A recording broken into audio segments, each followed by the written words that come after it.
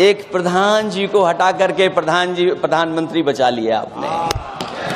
कि सरकार को ये अहंकार था कि सरकार झुकती नहीं है, लेकिन उन्हीं नई पीढ़ी के लोगों ने ये वो नारा दिया कि झुकाने वाला चाहिए, सरकार भी झुकती है। और सरकारों को झुकाना भी नौजवानों को आता है। भाजपा वचन नहीं देती, जुमला देती है। तो मुझे उम्मीद है कि सभी युवा नौजवानों का जो मांग की है उन्होंने, उन सभी मांगों को सरकार स्वीकार करेगी। जो विषय लाया गया है कि prevention of unlawful means act, सरकार को कम से कम ये बताना चाहिए था कि 2024 में जब ये लेकर के आए थे तो आज 2026 में कैसे पेपर लीक हो गया। और केवल गिनती के 1-2 पेपर लीक नहीं हुए हैं। ये ऐसा आंदोलन रहा जिसमें मां बाप और नई पीढ़ी के लोग सब जुड़ गए। अगर हम ये माने कि 20 लाख बच्चों ने परीक्षा लिखी थी और उनके घर परिवार के सदस्यों को हम इसमें जोड़ दें, दादा दादी, माँ बाप और परिवार का कोई सदस्य, तो 5 लोग प्रभावित थे। और 5 गुणा 20, 1 करोड़ लोग नाराज हुए सरकार से। और अक्सर हम पॉलिटिकल लोग हैं, हम लोग जानते हैं जब कभी आंदोलन करते हैं तो कितनी तैयारी करानी पड़ती है, गाड़ियों का इंतजाम, खाने का इंतजाम और इंतजाम। लेकिन ये पहला आंदोलन देखा कि जिसमें माँ बाप भी जुड़ गए और कहा कि जाओ बच्चों आंदोलन करो, हम आपके साथ हैं। ये पहला आंदोलन ऐसा देखने को मिला है। और केवल दिल्ली में नहीं हुआ ये, केवल दिल्ली में नहीं हुआ ये। अगर ये बात गलत है, अगर ये बात अध्यक्ष महोदय गलत लग रही है तो देश के होम मिनिस्टर साहब को ले आइए, वो सब एक्सप्लेन कर देंगे।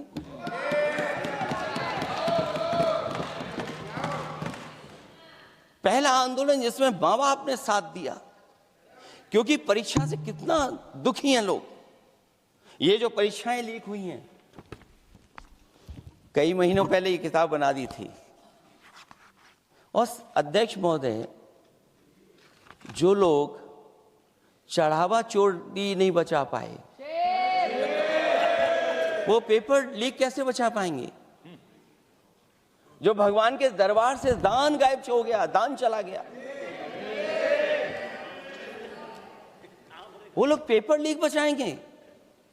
किस कानून को, जो कानून पहले बनाया उसी कानून का संशोधन करके लेकर आए हैं।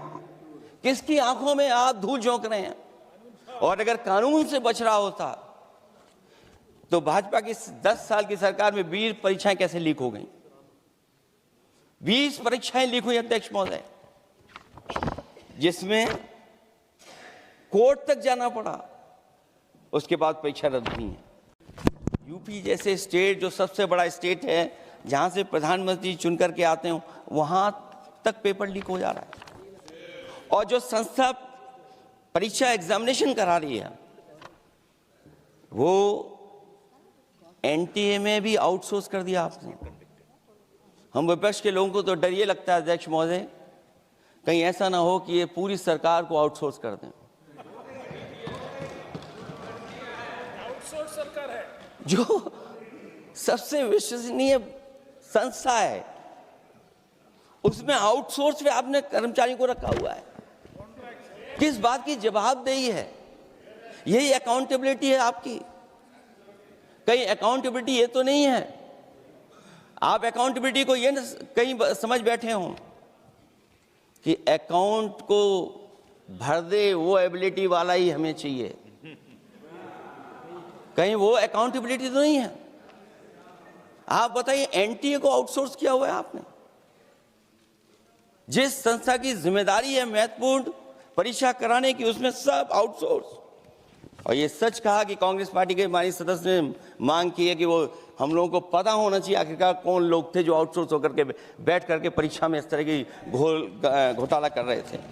जब से सरकार बनी है तब से सरकार की कोशिश रही है कि शिक्षा, परीक्षा और यूनिवर्सिटी का ताना बाना पूरा ध्वस्त हो जाए, उसको एक रंगी बना दें हम। उसमें अंडरग्राउंड अनरजिस्टर्ड लोग शामिल हो जाएं।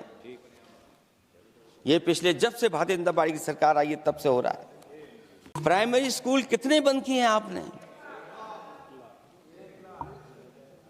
जहां से बच्चे की शिक्षा की यात्रा शुरू होती है। एक गरीब परिवार का बेटा बच्चे कहां से पढ़ करके निकलते हैं? सबसे पहले प्राथमिक शिक्षा सरकारी स्कूलों से पढ़ करके निकलते हैं। हमारे बहुत सारे माननीय सदस्य होंगे, वो उन्हीं प्राथमिक विद्यालयों से पढ़ करके आज इस सदन तक पहुंचे होंगे। आपने सबसे पहले स्कूलों पे हमला किया और प्राइमरी से लेकर के नौकरी तक पे आपने हमला किया है। युवाओं के भविष्य पर आपने चोट पहुंचाने का काम किया है। और जो प्राइमरी स्कूल जो आपने बंद किए हैं, वो इसीलिए बंद किए हैं आपने कि पिछड़े, दलित और गरीब के वर्ग के परिवारों के बच्चे पढ़ लिख न जाएं। क्योंकि आज भी अगर हम देखते हैं प्राइमरी स्कूल में कौन पढ़ने जा रहा है? सबसे समाज के गरीब परिवार के बच्चे पढ़ करने जा रहे हैं। सबसे पहला हमला आपने वही किया, और इसीलिए किया क्योंकि नींव पर ही अगर हमला होगा तो ये आगे नहीं बढ़ पाएंगे। जो आंकड़े सरकार के बताए गए हैं, 1 लाख से ज्यादा सरकारी प्राइमरी स्कूल बंद कर दिए सरकार ने। और अगर ये बात गलत है तो हमें उम्मीद है सरकार इस पर भी जवाब देगी। केवल प्राइमरी स्कूल बंद नहीं किए हैं, नौकरी पे भी हमला किया है। 69,000 शिक्षक भर्ती को लेकर के बड़े पैमाने पर घोटाला किया गया, और घोटाला इतना बड़ा है कि वो सभी कोर्टों में गए हैं और पिछले कई वर्षों से आंदोलन कर रहे हैं। कोई स्थान नहीं बचा अध्यक्ष महोदय जहां पर वो शिक्षक भर्ती के लोग न गए हों।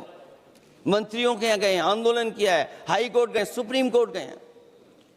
लेकिन देखिए सरकार भी कमाल की है कि सरकार उनको नौकरी नहीं देना चाहती, और इसलिए नौकरी नहीं देना चाहती है क्योंकि उन्होंने भर्ती गलत की है, और भर्ती में जिन लोगों का अधिकार छीना है वो सबसे ज्यादा पिछड़े और दलित परिवार के बेटे, जिनका अधिकार इस सरकार ने छीना है। और ये अगर बात नहीं ठीक है तो हमें उम्मीद है कि सरकार इसका भी जवाब देगी। उत्तर प्रदेश में एक स्वतंत्र सेनानी, उनके नाम पर यूनिवर्सिटी बनी, मौलाना जौहर यूनिवर्सिटी। यूनिवर्सिटी बनकर के तैयार हो गई। इन्होंने कोई सरकारी यूनिवर्सिटी नहीं बनाई, और अगर कोई प्राइवेट यूनिवर्सिटी बन भी गई है तो उसको भी हथौड़ा लेकर के तोड़ने की तैयारी कर रहे हैं ये लोग। ये नफरत की राजनीति कहां लेकर के पहुंचा देगी? और जब से बीजेपी की सरकार आई है तब से नफरत की राजनीति और दूसरे लोगों के साथ किस तरह का व्यवहार हो रहा है, उन्हें कहीं भी न्याय तक नहीं दिला पाई सरकार। और जब नौकरी की बात आ जाए तो अध्यक्ष महोदय, अग्निवीर भर्ती में भी जो हर साल में कितनी भर्ती होती थी, कभी 80,000 भर्ती हुआ करती थी, अब भर्ती केवल 10,000 हो पा रही है। इमरजेंसी को तो नहीं देखा हूं, लेकिन इमरजेंसी में क्या क्या हुआ है वो अभी दिल्ली की राजधानी में भी देखने को मिल गया है। आंसू के गैस के गोले और लकड़ी में लगा हुआ कुछ कील का और कांटे की चीजें, उस समय करंट नहीं लगाया जाता था, इस बार करंट लगाया गया। तो ये इमरजेंसी के बराबर ही हुआ है हमला,